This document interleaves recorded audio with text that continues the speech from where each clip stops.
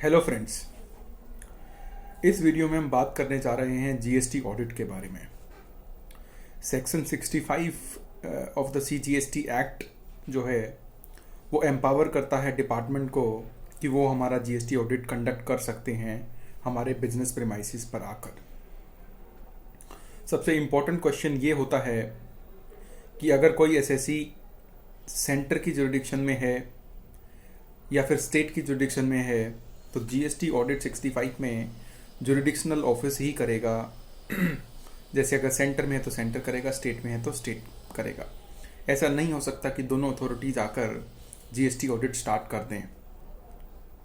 GST audit का जैसे ही आपको नोटिस मिलेगा जीएसटी एडीटी 01 में, सबसे इम्पोर्टेंट बात है अगर ये सेंटर से आया है तो इस नोटिस के ऊपर एक डिन होगा, डॉक्यूमेंट आइडेंटिफिकेशन नंबर।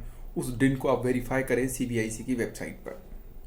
अगर वो ऑथेंटिकेट हो जाता है तो इसका मतलब है कि वो जो नोटिस है वो ऑथेंटिकेटेड नोटिस है और आपको उसका जवाब देना है।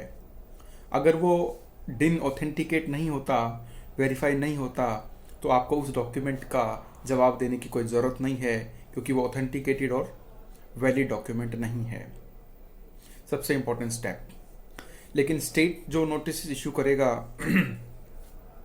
तो उन पर ज़रूरत नहीं है कि डिन उनके ऊपर मैंडेटरी कोट किया गया हो, क्योंकि स्टेट्स के लिए ये रिक्वायरमेंट अभी स्टेट गवर्नमेंट ने इम्प्लीमेंट नहीं करी है। तो दूसरा इंपॉर्टेंट एस्पेक्ट है फ्रेंड्स, वो है कि क्या क्या बातें हैं जो जीएसटी ऑडिट में देखी जाती हैं। तो मैं कुछ इंपॉर्टेंट 5 बातें आपसे करूंगा जो मोस्ट इंपॉर्टेंटली जीएसटी ऑडिट में देखी जा रही हैं। पहली है कि अगर आपने पेमेंट विद इन 180 डेज अपने सप्लायर्स को नहीं करी है तो रूल 37 के हिसाब से आपको उसका इंटरेस्ट पे करना पड़ेगा।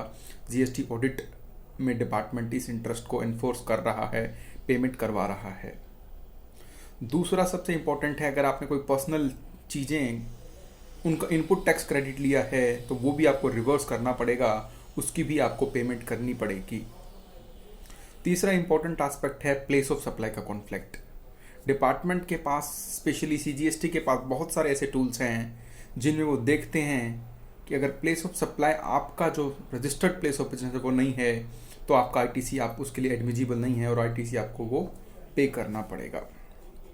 चौथा जो इम्पोर्टेंट एस्पेक्ट है वो है 3B वर्सेस 2A का जो रिकन्सिलेशन डिफरेंसेस है। डिस्पाइट रूल्स की जो पोजीशन है उसके बावजूद डिपार्टमेंट 3B वर्सेस 2A के मिसमैचेस को कंसीडर कर रहा है और अगर मिसमैच है, कॉन्फ्लिक्ट है, तो उसकी पेमेंट करने के लिए एनफोर्स कर रहा है।